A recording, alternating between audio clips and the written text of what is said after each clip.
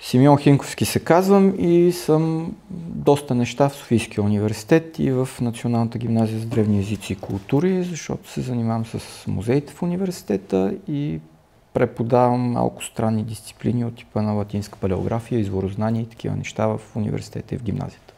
Откакто ползвам лаптопия, това е доста отдавна, винаги ми липсва втория екран. И затова си нося допълнително втория екран, даже го тук героя, който преди няколко години си го взех и си го ползвам за какви ли не щуроти.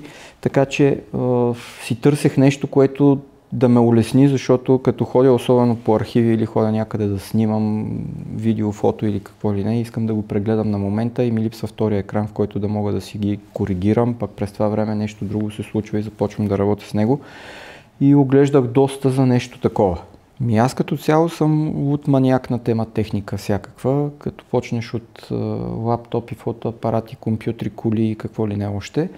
Си разглеждах различни ревюта и от различните ревюта видях нали Asus какво са пуснали, защото марката си я познавам отдавна. Към 11 вечерта вече нещата наделяха след четенето на малко повече ревюта и си го поръчах към 11:30 вечерта. И след 40 минути ми дойде от магазина, в който го поръчах, ми дойде съобщение, че вече е наличен и мога да ходя си го взема на другия ден. Първите впечатления беше страх дали няма го надраскам, дали няма го щупа. Път тръгнах да му търся, честно казано, по разни китайски сайтове, дали вече не са му направили някакъв протектор отгоре на екраните, защото след като са тъч, но се оказа, че животинката издържа. Това е позицията, в която го ползвам, в зависимост от това какво правя. Ако съм на лекции, разбира се, клавиатурата си я слагам на долния екран, за да мога да си работя с него. Но когато не ми се налага нали, да гледам хората отсреща и да си говорим нещо, си махам клавиатурата и си я слагам отстрани. Хубавото, че мога нали, да си се разхождам с нея на къде ли не.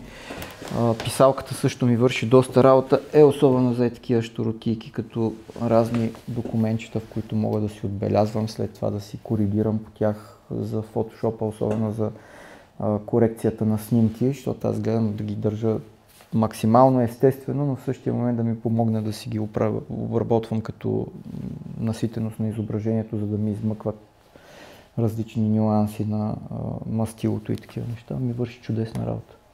В началото си мислех, че ще ми е по-удобно, ако го държа като книга. Така. Само, че прекалено много ми намалява изображенията и сигурно вече, защото съм поудъртял, почнах малко да не ги виждам. Основната, разбира се, са двата екрана. Втората функция е това, че е тъч и че мога спокойно да си работя по самия монитор, както се казва. И трето, че е бързичък, защото с 32 рами с деветката си върши чудесна работа. Сега, видеокартата, ако успея да я направя да не е интелската Iris, ще е по-добре, защото тогава вече със сигурност ще може да се товари доста повече. Като взема една машина, гледам да я експлоатирам максимално, така че горе-долу навсякъде съм бъркал по настройките на лаптопа, правил съм какви ли нещо роти, така че всяко едно нещо мисля, че добре са го направили. Видеокартата. Ако я апгрейднат и я направят малко по-добра и допълнителни изходи и сложат, защото две USB-C-та ми вършат работа, обаче в чантата си нося задължително един голям хъб, в който си слагам вътре SD картите за фотоапаратите, защото това е нещо, което наистина липсва и това го забравих, че е хубаво да го сложат вътре. Но пък при положение, че ми помага да не мъкна 150 чанти с мене и да не си пълна колите с един багажник техника, си ме устройва.